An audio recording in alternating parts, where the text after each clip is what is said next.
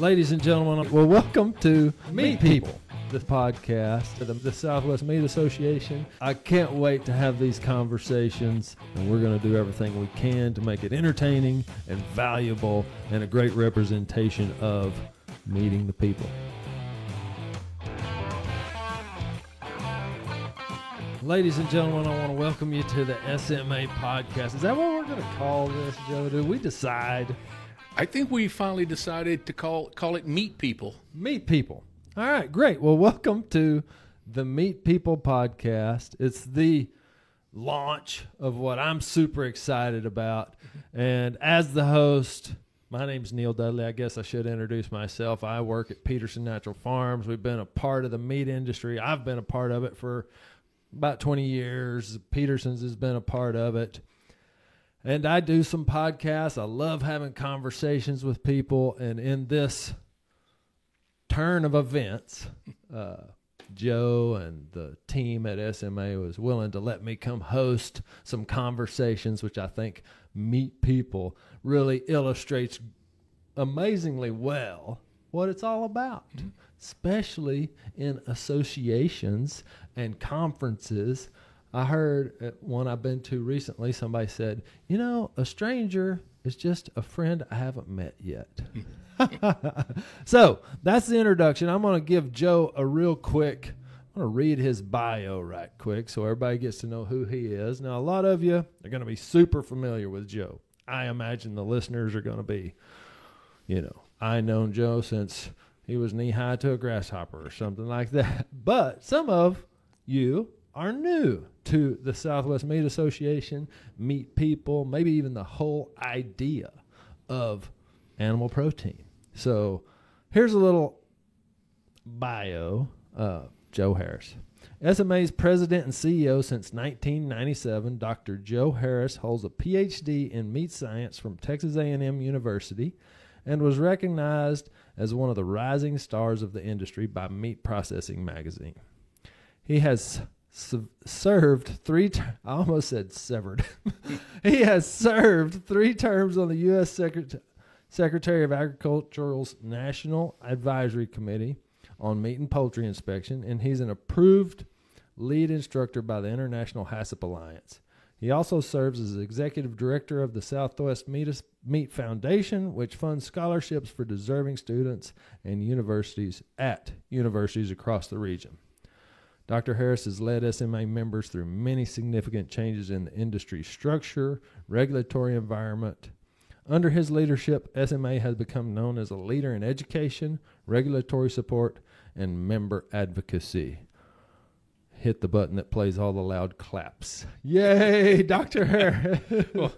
Well, thanks for that wonderful introduction. And before we ever get really started, I want to especially thank you and Peterson's for helping us get this podcast on the road. We didn't have the expertise to do it in-house, and we really appreciate Peterson's support and your willingness to take it on. Oh, yeah. It's an opportunity for me. It's an opportunity for Peterson's, and part of one of those linchpins to business success is say yes. You know, say yes, I'll help you. Say yes, I'd love to learn some more about that. So in the, I guess my way of doing things, I got a little note card here of just some stuff I've wrote down that I think will make a great conversation to introduce people to meet people in this podcast and these conversations. You know, so in fact, why a podcast? You know, that's kind of the first question I think some people may be asking. Although podcasts are popping up all over the place, seems like everybody has a podcast. Why a podcast? What are you thinking in your mind? You know, why do this? Well, for us, it's a new way for us, especially a new way to reach out to our membership, reach out to the industry at large.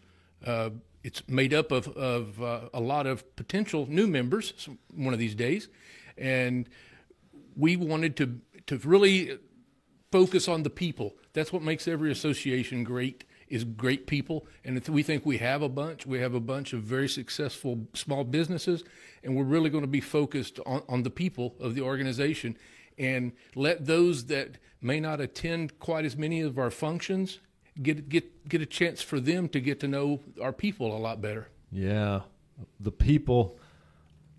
I can't echo that statement any louder. It's just that's what it's about to me. There are people that maybe the technicalities of the regulatory presentation or education is the thing. Not me. I'm a talker. That's why I got to be the host. I love to have these conversations. And so this is going to be a fun little back and forth here. I want to mention some names and then get you to just tell if it brings any picture to mind, if it brings any memory to mind, in the spirit of talking about the people.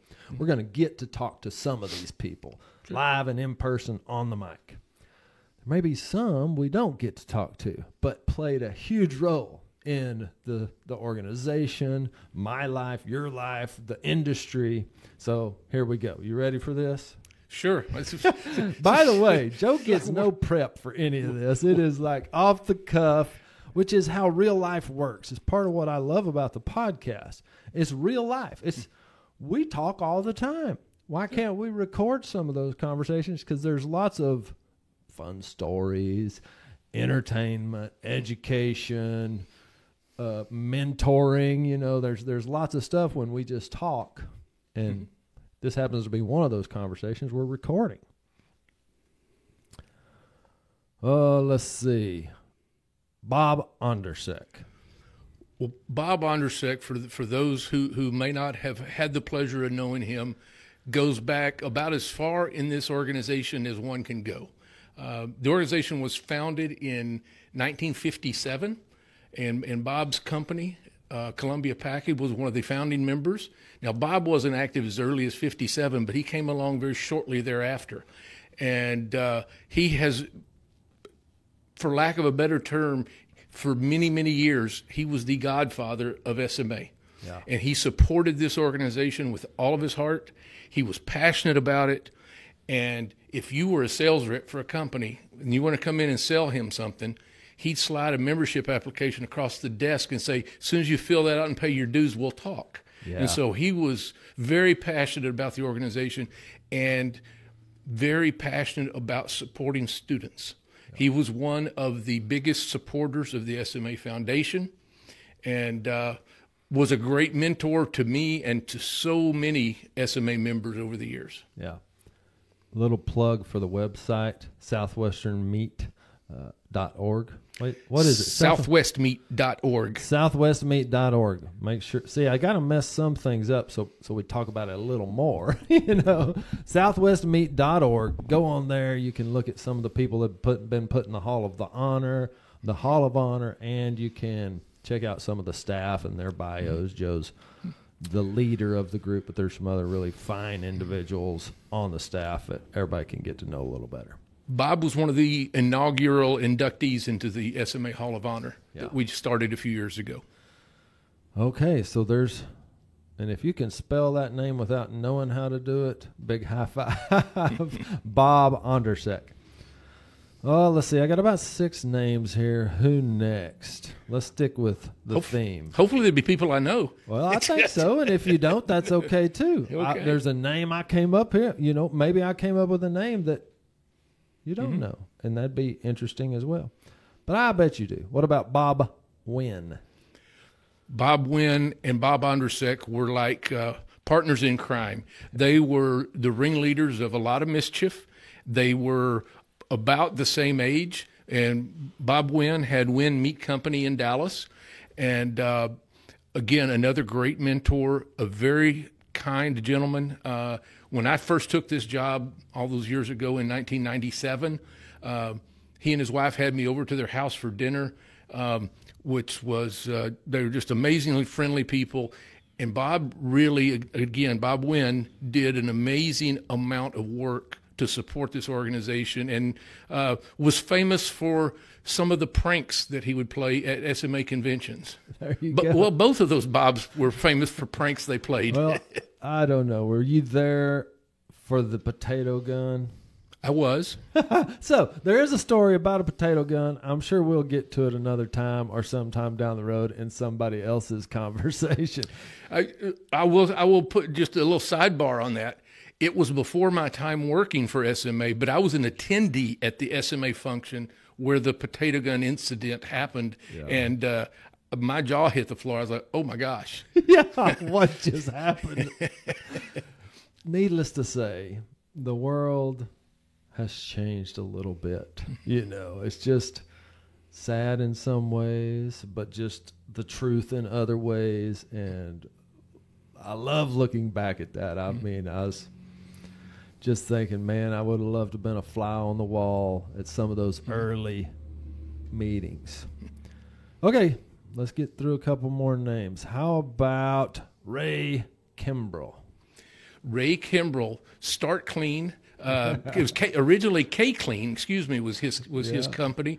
Did amazing work in the chemical sales business and sanitation business, and was just a very brilliant gentleman in terms of helping companies deal with sanitation problems and sanitation issues. And again, a great supporter of the organization, and there's still a scholarship named after him that we award every year. Yeah. I kind of like bringing him up because it weaves together this. It's the Southwest Meat Association, but there's also, what are they called? Well, I'll just tell you, the associate members. So our regular members are processors. So pretty much anybody that operates under a grant of inspection, whether that be state or federal. And currently we have 200 regular members scattered across 34 states. And on the associate members, those are companies that want to sell products or services to meat processors. And we have about 140 associate members. Yeah. So Ray's one of those guys. He's selling chemicals. Anybody that does this for a living, has a processing plant, you got to clean things. You got to keep them clean. There's going to be all kinds of food safety concerns around your cleanliness. Sure. So somebody like that's a huge asset to your company. And Ray's son, Rick, has continued the family legacy. Is a very successful sanitation business, and also a very significant leader in the organization. Yeah. High five, Rick. Good job. A little shout out to Rick. Okay, let's see. How about David Ruff? David Ruff. He was a business person in Arkansas, had a smoked meat facility. His family still does. Yeah. And remember meeting David for the very first time was when I interviewed for this job. Oh, really? He was on the executive committee when they hired me. Yeah. And I never forget, any of you that know David, David really spoke his mind about everything. But he really had a pretty thick Arkansas accent. And I never forget, I went to visit one time, and just David being David, and I'd already gotten to know David well enough to know that he was a little tight. He didn't like to spend money. Right. And so I just, in my mind, I envisioned that I was, this rural Arkansas community where his company is located, that I was going to pull up to this place held together with duct tape and baling wire or whatever. Yeah. What I didn't know about David was his education was in engineering, and he's a brilliant engineer. Yeah. And this place was, impeccable, wonderful facility, still is. And David's son, Ed, is running it now. And but David, again, over the years, was a tremendous mentor to me and somebody I knew could be counted on. There's a lot for having a mentor, a friend, a peer in the industry who will tell it straight ahead. Like, hey, this is what I think. Chad's got a little bit of that about him. I know it. A lot of these guys I don't really know. I didn't get a chance to know very well, but I do hear about them so much, so it makes me want to bring them up. These next two are kind of a couple of more associate members, and I knew a little bit, but what about Gary Nace and Alec Bell? Gary and Alec, also in the sanitation business, more specifically, they worked for Burco. Both are part of our Hall of Honor, and great supporters of the organization. Again, they sold chemicals, sanitation chemicals for the most part, and other types of chemicals for processors. And they were instrumental in one of the earliest means of fundraising for the SMA Foundation for our scholarships. They put together the foundation-sponsored golf tournament that we still hold every year at the convention, and Berco was always a proud sponsor and supporter of that. And Gary and Alec were they were instrumental for a lot of companies solving a lot of sanitation and cleaning problems. Yeah. I got to know Alec. He'd call on Peterson, so he'd come by, and I think he ripped his thumb off roping, and he was just had this great personality that I certainly related to, kind of liking horses and all these kind of things. So I remember Alec really well. I knew Gary just because he's kind of a tall, recognizable guy. A few times I got to play in the golf tournament. They would be around, and they would I think this is something anybody who wants to be better should hear about the SMA and the people in the SMA. We haven't once said unfriendly, mean, wouldn't help you. Everybody I've ever bumped into was so interested in helping me. And a lot of times be a better competitor to them. In fact, we're competing with each other in this space, but everybody kind of gets it that, hey, if I help that guy someday, he's going to help me. Do you have a similar perspective or what? Oh, 100%. I have seen in my 27 years here, going on 28, I have seen more companies help their competitors in times of crisis. When they have a fire at their facility, suddenly their competitors are helping them produce product, store product.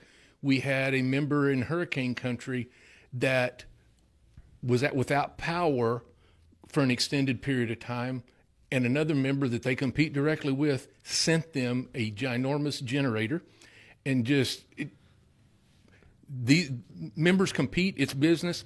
Business is a competitive sport. Yeah. But they're also colleagues and so supportive of each other. Countless numbers of ways and times that I've seen that over the years. Yeah. Well, that's all the names I've got wrote down. There's so many more. I mean, we could probably spend days at the mics talking about people that have been a part of the SMA, that have helped, get it founded. These people happen to be some of the ones that are in the Hall of Honor, and it's not all of them, but that I remembered, I recognized, I'd heard stories about. So I wanted to bring them up and just encourage everybody, come, if you're hearing this, if you like kind of the idea of being involved with some people like that, come be a part of the SMA. Well, I would say about every associations are only, you only get out of them what you put into them, so to speak. The people that get the most from association are the ones that come to the events, and they do interact and make those friendships, and develop those relationships and that networking. Most of the benefit when I go to conferences and conventions and meetings, the most benefit I get out of them is the people I talk to in the hallway. Sure, there's always going to be good speakers, and you learn something from everybody. Yeah. But the real value to me in attending is those hallway conversations. And it's a little uncomfortable. I mean, not everybody's just going to feel comfortable saying, hey, Joe, I got a question for you. I'd like to meet you. I know you're the bigwig here, but I promise you, Joe will be glad to say hi, shake your hand, give you a word of encouragement, or even a thought around, hey, I got this issue with some HACCP program with my inspector or something. Oh, yeah, absolutely. And I can tell you that when there are new faces at our meetings, instead of everybody looking at them sideways and going, who's that and what do they want? They're going to go up and say hello and welcome those new people. Yeah. And I can assure you, if you've never attended one of our meetings, you should, because you'll be surprised at how friendly everybody is and welcoming. Yeah. What about the early days? So you've been with it in the organization or in this position since '97. Has it been called the SMA forever? I mean, it was. I mentioned earlier, we founded in 1957, and it was founded as the Texas Independent Meat Packers Association, and it was an organization made up of the independent packing houses in Texas, and their main mission, but when they formed the organization, was to have more purchasing power and be able to purchase fuel more cheaper fuel for their delivery trucks. And it's evolved over the years. They branched out beyond Texas and became the Texas and Southwestern Meat Packers Association, right. As kind of following along the Texas and Southwestern Cattle Raisers Association, which Texas and the bordering states that border Texas. Eventually, it just became the Southwest Meat Packers Association, and then eventually got shortened to Southwest Meat Association. And now we pretty much have de-emphasized the word Southwest because of the scope has broadened so much, and we have members so far outside of the Southwest. We like to say everybody is southwest of something. That's right. But we haven't gone through another name change. We've been through a few over the years as our scope and mission and type of member has changed. Yep. Now we have a whole lot of further processors and not near as many traditional packing houses as what was in the original bunch. Yeah. Which that's just a great illustration of the organization's willingness to evolve and become a thing. Well, when they hired me, it was a big step. Traditionally, up until 1997, the person in charge of the organization, whether you called them the CEO or the executive director or whatever it was an association manager type individual. The HACCP final regulation was published in 1996 and scheduled to be implemented beginning with the big plants in 97 and then working its way down to the smaller plants.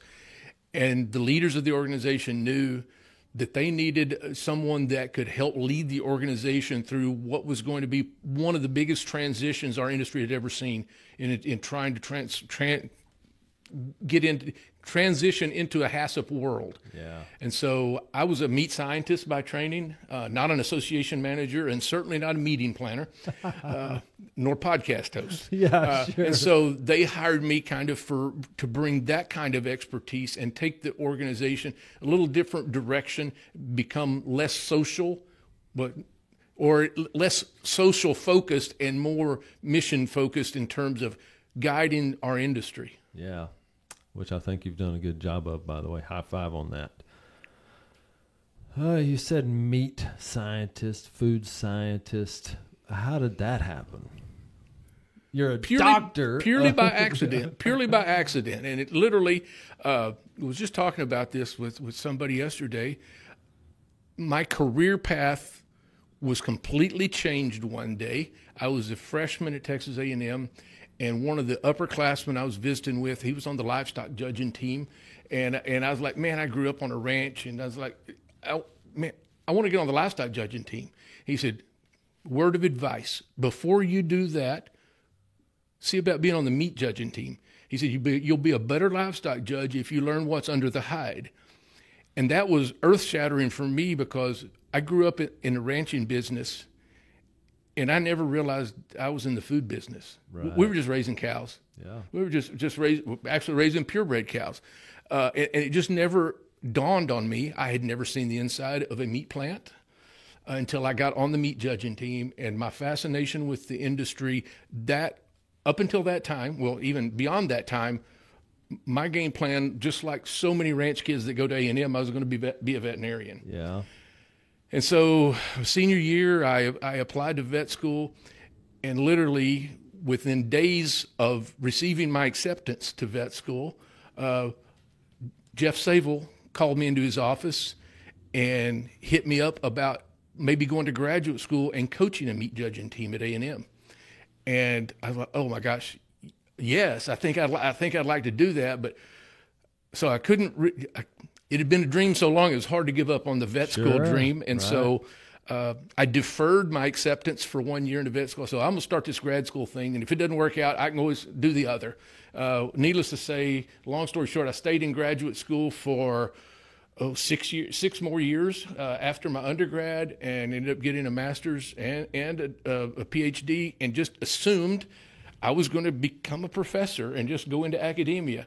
And lo and behold, when I started looking for jobs, there was some academia jobs scattered around the country, and I was kind of looking here and looking there. And somebody hit me up and said, "You should talk to the Texas Beef Council. They're looking for somebody, and they think they want somebody with a more technical background." And so my first job out of school was the Texas Beef Council over in Austin, which you're very familiar with, serving on their board. That's right. And so that was my first job, and this has been my second job. Yeah. So that's kind of a rare thing to find these days, is somebody that has, 1 or 2 jobs. It's become a little bit more of our culture, I think, to bounce around a bit. But, it's kind of old school to be at some 1 or 2 places for a long time. I really never heard that story like that before. Thanks for sharing it. It's cool, and it illustrates to anybody listening. Start down the road, but don't be totally blinded by the other things that come along here and give you a chance, because you may find actually your career's not that of a veterinarian. It's more of leading an industry that, produces animal proteins and food. Sure. You said another thing that I just had this little thing pop up in my head. I was kind of this rancher kid and was just going to ride horses and all this stuff my whole life. And one day somebody said, "Well, you're not a rancher, you're a grass farmer." And that has made a interesting thought process for me, because, I was a kid and you kind of think, man, cowboys are cool, farmers aren't that cool, whatever, this is my perspective. And a grass farmer, I don't know, that kind of hurts. But in fact, it's the absolute truth. Like, if you don't know how to take care of your range, it's such a amazing conglomeration of truths around where meat comes from and meat people. Let's see. How do you feel about talking about some current events stuff we're going through? We're talking here in 1st of April in 2025. We've put a new president in office. We've got a lot of interesting policies coming about, and I'm sure, getting phone calls pretty regular from everybody saying, "Hey, what's going to happen? You're kind of plugged into this thing. What do you think?" So what about these tariffs? Have you got a perspective, a thought for somebody who's listening that might be kind of worried about it or thinking it's great? What do you think? I think right now, pretty much all of us are in a wait and see mode. It's, they've been announced and just went into effect, yesterday, I think it is. Well, it's hard to know. Yeah. They're on, they're off, they're back. Yeah, so they changed. So that part of it, and we know that this president likes to use those kinds of tools as a negotiator. Yeah. And so I think when it all shakes out, we're going to see some impact on meat exports, probably, at least in the short term. But I think in the long term, we're concerned maybe, but a little apprehensive, but not panicked. Well, no more than any other time in your career, my career, anybody's career, where uncertainty creeps in. It's like, I don't know what's about to come. So that's kind of, so then I had this question to kind of follow that up. Has there ever been a time of certainty? I mean, has there ever been in your career a time where there wasn't something percolating, bubbling, that was a thing we were kind of wondering what to do about? I can't remember a time when there wasn't stuff to worry about, for sure. Now, what keeps processors up at night has changed some over the years, but there's always plenty. And I'll be taking a group on the 29th of this month to Washington. We go twice a year and talk about various issues that they face as processors. And we'll be on Capitol Hill. We'll be at the Ag Department. We hope to get to visit with our new Ag Secretary. What's her name, by the way? Because I got that wrote down here. Brooke Rollins. Yeah, that's right. And another great Texas Aggie. I didn't know, I would have been in grad school when Brooke was student body president, so I didn't know her personally, but I knew of her. And hopefully she's going to do great things. Right now she's got plenty of challenges. She's been out talking to the news about the tariffs and funding for different programs that's being withheld for various reasons. And so she's really got her plate full. What we really need for her to do, though, is to get her food safety leadership team in place. Right now, we're kind of in a wait and see mode, even at the regulatory agency that regulates food safety for the meat industry. They're in a wait and see mode, and they've had several top people retire and don't have a current undersecretary for food safety to guide the overall food safety policy. So we hope that she'll get that accomplished sooner rather than later. I just love it. I mean, that's one. Let's just be honest. Neil Dudley, the person, takes for granted a lot of what being a part of the SMA means to our company, me, the industry. I just take it for granted that somebody is going up advocating for our industry with the lawmakers, with the leadership in D.C., and in most every case, those people are going to be connected to other people that are in the organization. So you've got an audience. A lot of times getting the audience is the trick, because if you don't have the audience, what good is your concern, going to get? How much attention will your concern get? There's a lot going on right now that could impact our industry. There is another renewed push for mandatory country of origin labeling.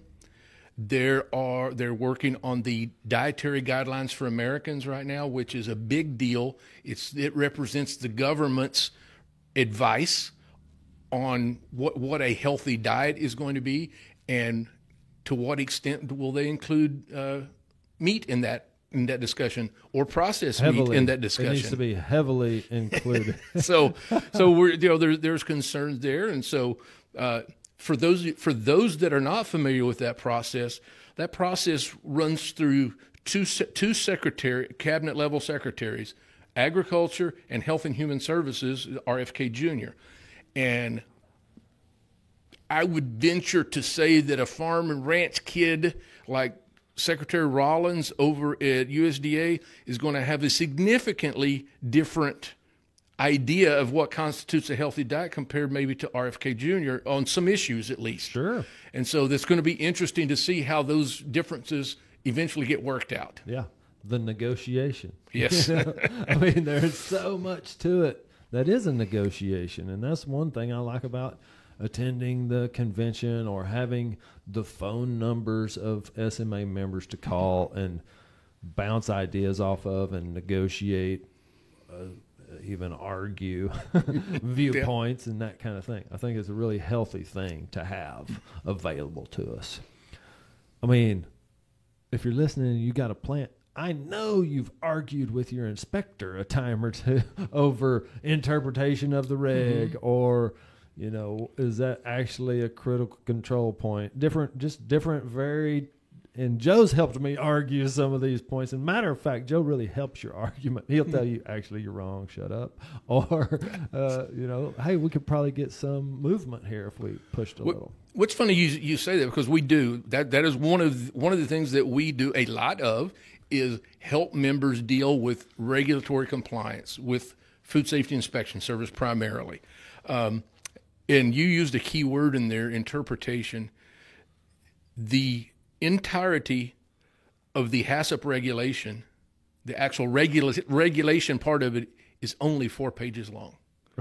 And that thing has been reinterpreted so many times since 1996, I can't even begin to count them. Sure. They haven't changed one word in that regulation, but let me tell you, a lot of stuff has changed. Yeah.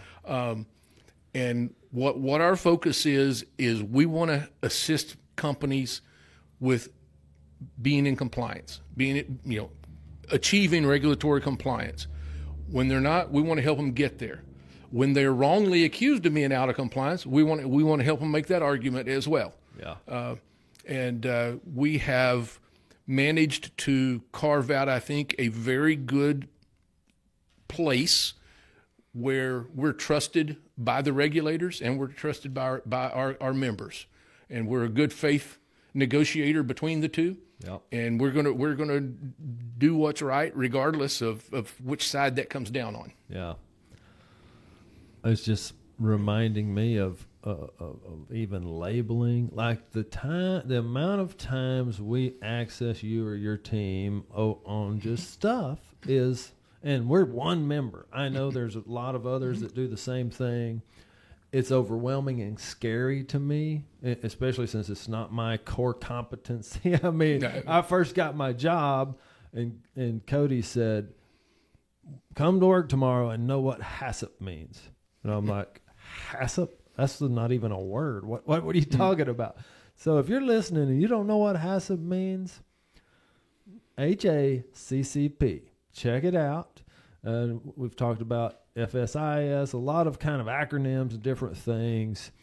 It'll be valuable to you. It's been certainly valuable to me that he tasked me with that job as kind of my preparation for coming to the industry. And then I spent some time trying to write SSOPs and SOPs and GMPs and HACCP plans. When we got the HACCP regulation passed, industry hated it. The inspectors hated it more.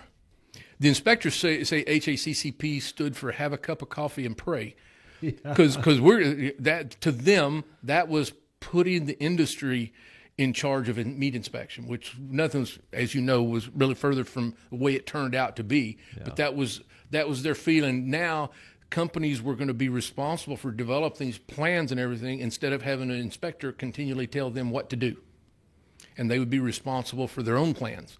So that was a totally change in outlook for both sides. Yeah. I've got no experience of the previous. So, I mean, HACCP was in play ever since I've been a piece of the business. So it just seemed, once you kind of get through, it's a little bit of what I feel like the tariffs are going to end up being like. It's kind of once you get through the first implementation and some stuff shakes out, then that's a new normal and you just roll on. Somebody you mentioned earlier, David Ruff. To say that David was a traditionalist would be an understatement. And he was one of those that was just, he did not want to deal with HACCP. He was not looking for it. But years later, he confided that it was the best thing that ever happened to his business, that it made them so much better than they had been before. A lot of times that'll shake out. At Peterson's, we go through lots of audits and different, programs to really satisfy some of our customers. The customer drives basically everything. And then we find out, oh man, that was kind of a pain, but dang, we're way better now. So lots of times you just have to go through hard stuff to get better. And that's the way it is. Tell me a little bit. Let's talk just a little bit about the SMA convention and showcase. I don't think I could do the episode justice if we don't talk about that a little bit. Well, I think we're going to have an upcoming episode that's going to focus almost exclusively on that. But I do want to touch on it today. Really, two things I want to touch on. Convention's coming up July 16 to 19, I believe are the dates. I know there are the dates. And southwestmeat.org, you could get all the information. There we go. Registration is open. So hop on there and get your plans made for joining us in July. This will be our 67th annual convention. So been doing these for a long time now. and we'll have a good set of we do have a good set of speakers. We'll be announcing the speakers here in about another week. We're making those public. We're going to have some really good sessions. Lots of networking opportunities. As always, one of the things that our late good friend Bob Ondersek stressed when I started planning my first one, he threatened me. He said, "Don't you come over here with all your sciencey stuff and plan, 2 days of 8 to 5 sessions." Yeah. He said, "We need some free time." Yeah. So, in fact, it's a great insight into business owners. Mm-hmm. They don't take vacations. Like, they generally don't. Mm-hmm. So building a conference that they can come learn something, also get a little relaxing time, have some fun playing golf, enjoy a little night out dancing. That makes for a very valuable, as a guy who's trying to convince my wife and kids that that's the vacation. A lot of people do consider it a vacation, yeah. Myself included. My family comes and always has a big time, and I got a granddaughter who would not miss it for the world. I mean, she's going to be there. Yeah. But it is a very family-friendly event, and in fact, we had a kind of a long-range planning session recently, and one of the things we visited was our mission statement and core values. And family was like the first core value of the association. It is absolutely, whether that be our industry family or family, that is one of our key core values. Yeah. Where is it? This year will be at the Hyatt Hill Country Resort in San Antonio, one of our attendees' favorite places. We had our first convention there the year that hotel opened, which was 1993, I believe it was. So it's a little slightly before my time. Yeah. My first SMA convention, even just as an attendee, was in '94. Okay. And then I joined the organization as an employee in '97. But yeah, that's been probably the one property we have visited as an association for our annual convention the most. We will have a supplier showcase, which is an opportunity for all of our associate members to, display and demonstrate their goods or services. Again, we got great speakers doing a lot of fundraising for our foundation, which was, I said there were two more things I wanted to talk about. The convention was one, and the foundation is a big part of the convention because we devote the golf tournament and our Friday night event are devoted exclusively to fundraising for the SMA Foundation. Now, they're a lot of fun. We have live and silent auctions, and we have different events going on to raise money, and we've been extremely blessed over the last few years to dramatically grow our foundation and what we're able to do for students. Last year, we awarded $150,000 in scholarships. Yeah. We hope to continue to grow that. Over the last approximately 10 years, we're up to about almost $1.5 million in scholarships funded, and very proud of the fact that up to now, at least, right at 65% of the students who have received scholarships are in food or agriculture or meat. Yeah. They're staying in the industry. We want to grow that number. We want it to be 85%. Yeah. But right now we're proud of the fact that we're even at 65% because, again, a lot of these are undergraduate students that have no idea what they're going to do with their life, and we're kind of putting a bet on them. Hopefully we're going to get them into our industry, and we've been pretty successful. I think so. I think you've been really successful. I mean, just in the amount of other things that can pop up, you've managed to keep, and I would say even from a higher viewpoint, you're getting a very good opportunity to these kids who earn it. Nobody gets this money for free. They got to put in an application. They got to be the kind of kid that you want to put a bet on. But it just gives them a chance to go learn something without piling up a bunch of student loan debt and this kind of stuff. And I'm glad to be a part of that. Well, you have good timing. For anybody out there, if you are a student or if you know a student that might be interested, the application deadline for this year is May 1st, and you can apply online through our website. It's the smallest little teensy-tiny thing you can do to get money.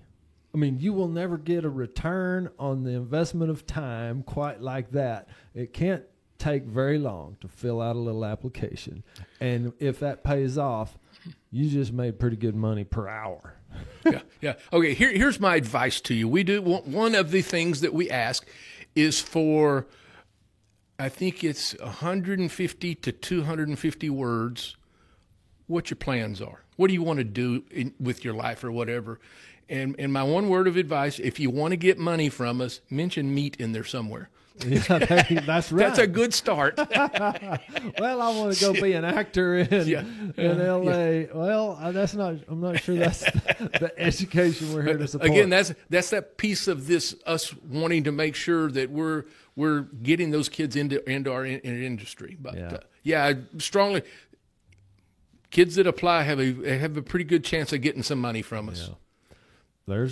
I know several of them that are in the industry. We work with them, you know, this kind of stuff. They got their education, at least partially thanks to the SMA Foundation.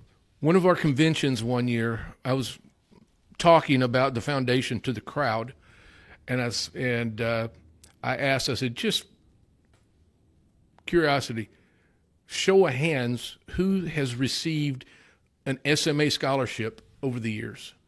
I bet a third of the crowd raised their hand. Yeah. It was a lot, including myself. I got one in 1987. I got a little small $500 scholarship from at that time Swampa, Southwest Meat Packers Association. Right. So I'm a product of that. Well, let's see what else. I want to ask this question. I don't know if it's a great question. It might be ridiculous, and sometimes that's part of it.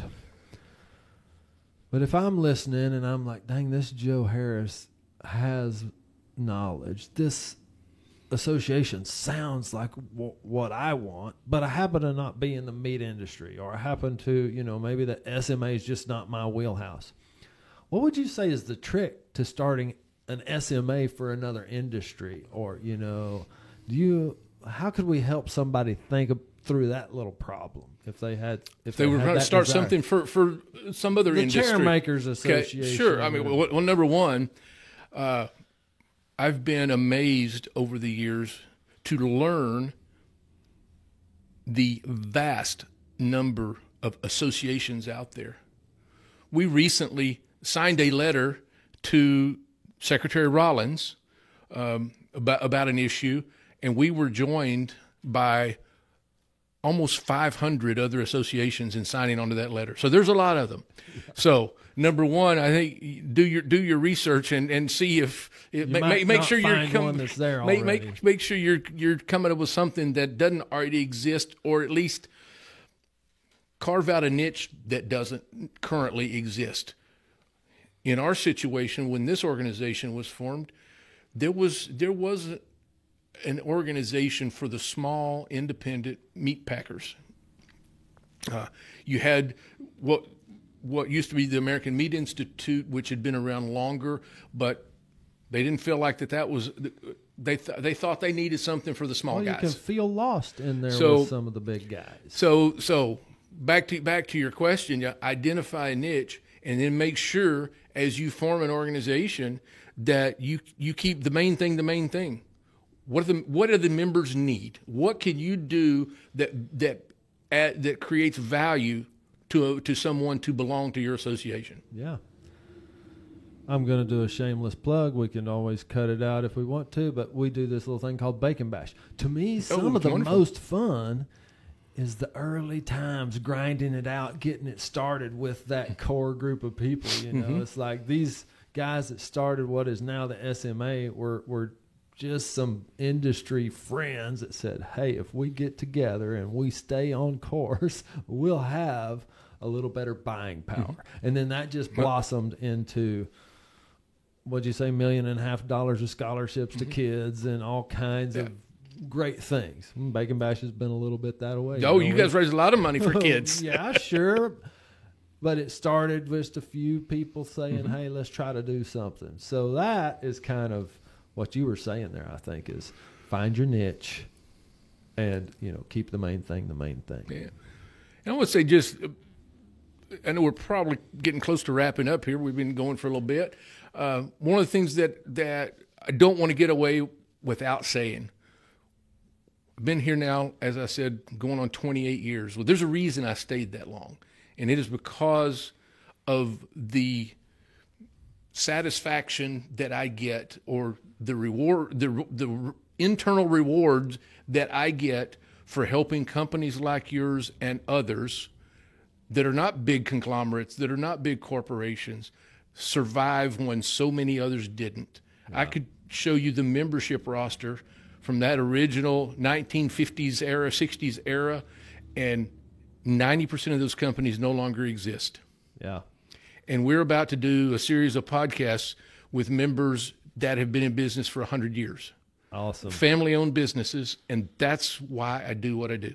Absolutely. I don't guess there's any better runway to land that plane on, Joe. Thank you for your time, but I can't wait to have these conversations, and I sure hope you keep listening. Tell your friend about these conversations. And we're going to do everything we can to make it entertaining and valuable and a great representation of meeting the people. Excellent. Thank you so much for your time and Peterson's support, and hope to see everybody at the convention coming up in July. It's a great time.